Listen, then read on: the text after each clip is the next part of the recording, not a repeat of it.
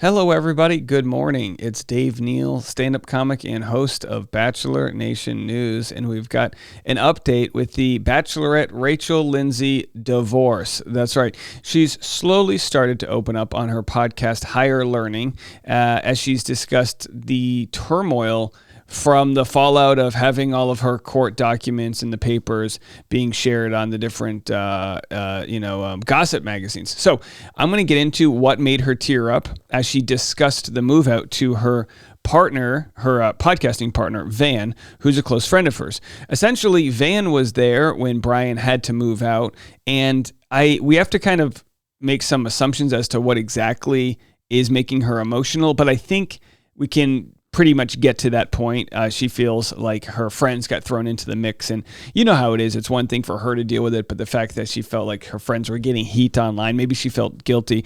We'll just listen to what she had to say in her own words. So I'm going to share that clip for you. As always, go check out the full episode. It's there on Higher Learning Podcast. I think it came out on Friday or Saturday.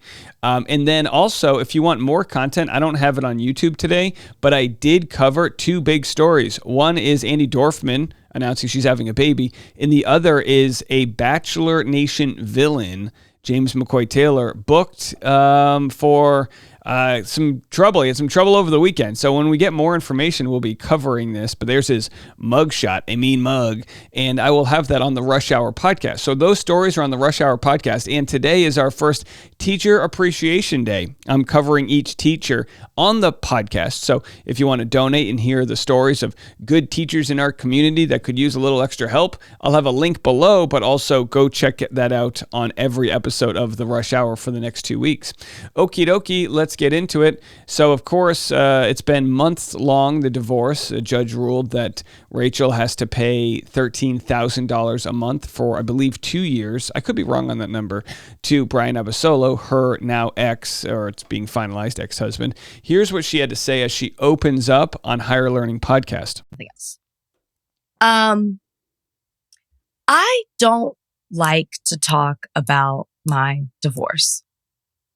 And I haven't really gotten into it. But it's one thing for me when my divorce, I'm getting teary-eyed. I think it's because it's so early in the morning and I'm so tired. It's one thing. Suck it up, Lindsay. Get it out. When my divorce affects me, but it really upsets me when it impacts people that I really am crying. Oh my gosh. It really upsets me when it impacts people that I care about. And at the same time where I'm, trying to move on and trying to do things and, really excited about Miss Teen USA, an article comes out because nothing can happen in my divorce without a court filing, it seems like, which is then where information is either leaked or reported on. But we talked about on this podcast about the whole TMZ thing. And what I didn't stress is that I was very uncomfortable with the fact that I was going to be sitting at my house for multiple reasons while Bryan was moving out. And I asked you and Kalika to come over and just sit with me. And without hesitation, the two of you did that, which meant a lot to me. And by the way, that seems extremely volatilely fair. That's fair.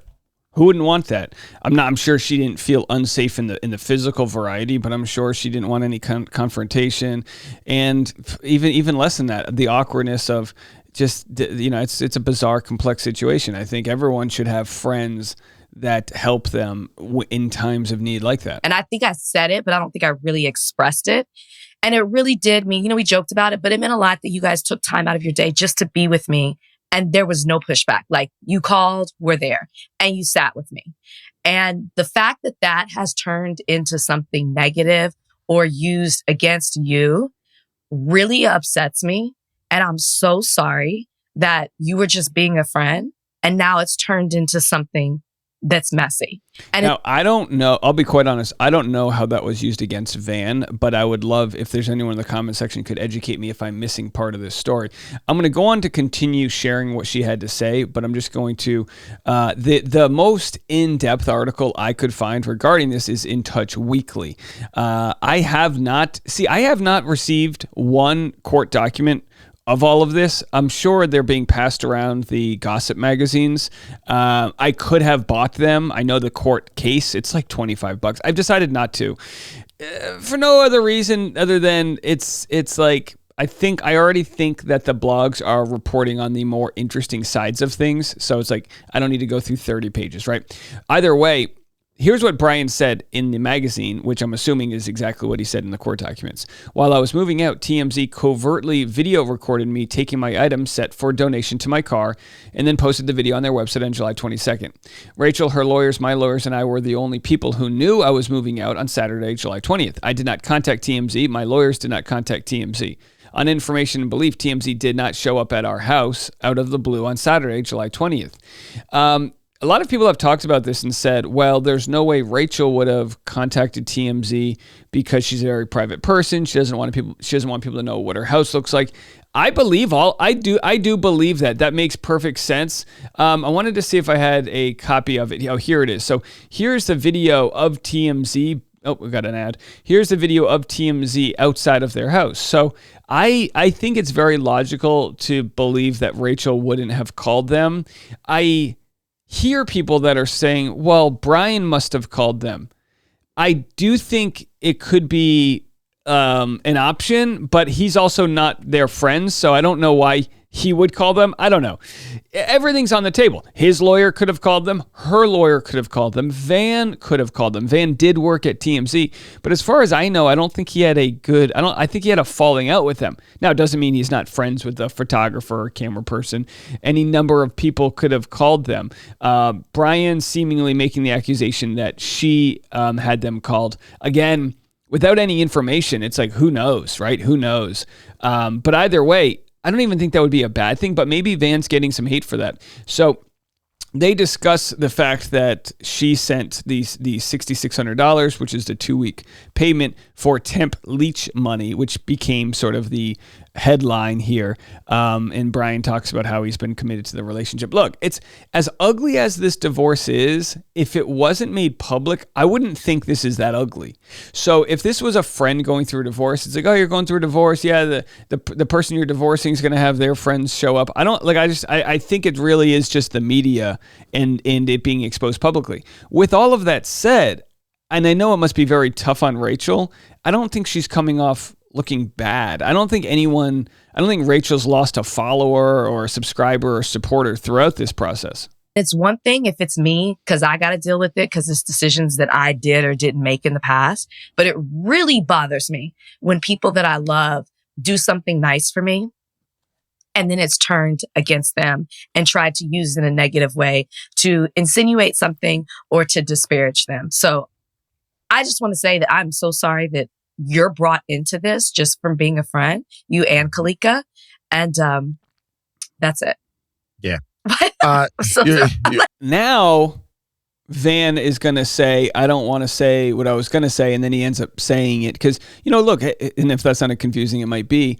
Van has always been good at expressing his opinion. And what I really like about Higher Learning is they have difficult conversations. That's what I think they do a good job with their podcast. It's almost like they're talking it out, right? So I enjoy his perspective, even though if I was on his show, he would probably hate me. I don't know, maybe not, but I kind of feel like my style of I don't know. I wouldn't be surprised if they probably don't want other YouTubers talking about this, but in my defense, I always say, well, I'm just going to try to be fair. And when it comes to talking about things, you'd rather have someone talk about it and be fair versus try to twist and contort things.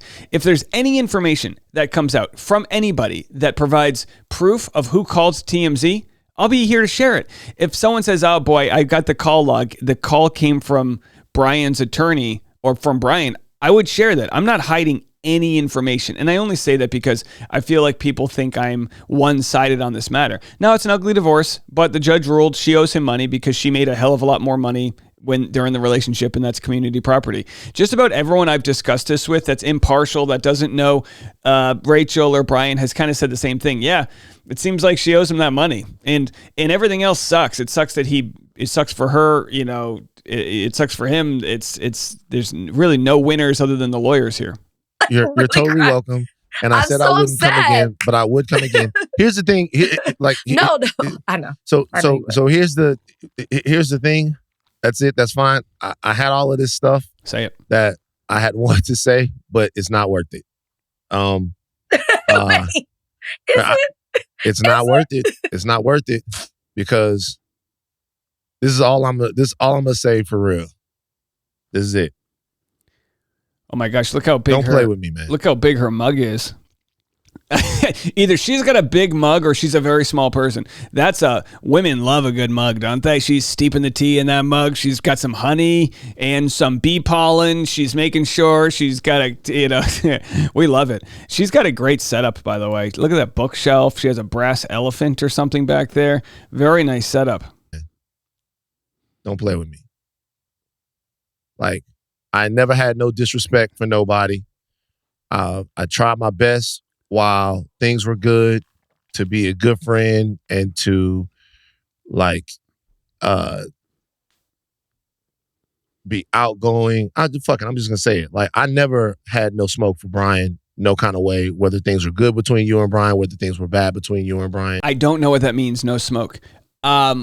Can somebody help me? Am I missing something? Did Bryan accuse Van of setting this all up? Maybe there was a confrontation at the house when Bryan came out. There was another piece where Bryan accused Rachel of packing up the boxes. He said he moved in. I don't know where it is. It's not important. But he said he was moving out and all of his stuff was already packed up. And then he says, all right, right here. However, when I showed up to retrieve my belongings, I discovered that they were already boxed up in my room. At that time, I told Rachel, you shouldn't have touched my stuff. To which Rachel responded, I didn't. So maybe there was some confrontation there. Maybe it was Van and Kalika who were the ones who boxed up his stuff. I don't really know. Although he said, I went to our home to begin moving out only to find that Rachel had changed the locks. I immediately sent Rachel a text to inform her that I would coordinate with my attorney to set up a day to retrieve my belongings. Rachel did not respond to my text. So as far as community property, the house and things like that, are they both entitled to access while they're going through the divorce? I don't know all the specifics. Legally, she probably wasn't supposed to change the locks without his permission, but at the same time, at that point, it's like, just this is why you get the lawyers involved. They can handle it and everything else will be fine. So yeah, there might be something more that I don't know about with regard to Van's response about, I guess, Bryan kind of crossing him. I made every overture that I could to be Bryan's friend. I had no issues with Bryan. I thought Bryan was a cool guy. I thought Bryan was an interesting dude. Like, I was supportive of whatever. Like, when Bryan had his business, like, I went to his business. He wanted me to come use the machine. I went to his business. I did as well. Good stuff. I used the machine. I posted it on the Instagram. I've never in any way snaked Bryan, had anything to say what's going on in people's relationships. I stay out of that. Man, don't play with me, man. Don't fucking play with me.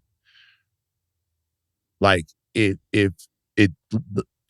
there's nothing, at least have, if you feel I'm not here for this, if I could break down in a long-winded way, this is as serious as I've ever been on this podcast. I could break down in a long-winded way why that wasn't even TMZ that was out there. Oh, interesting. So he's saying he doesn't think it was even TMZ. Anything about the way the paparazzi moved, that wasn't even them. They bought those photos. So there's somebody that's either following him or following you. They're either doorstepping you, like we said before, or somebody from his team or somebody tangential to his team called them. Had nothing to do with me.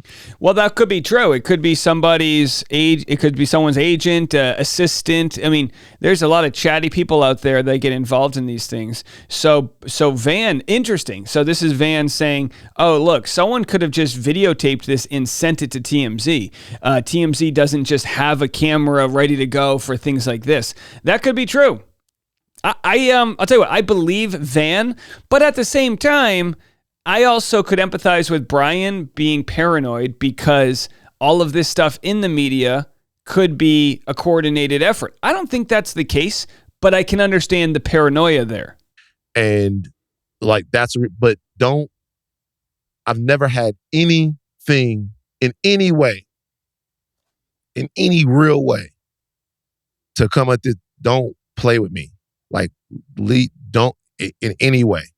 And if you gonna play with me, at least have the fortitude to pick up the phone and have a conversation when it's about that. Because I'm not trying to.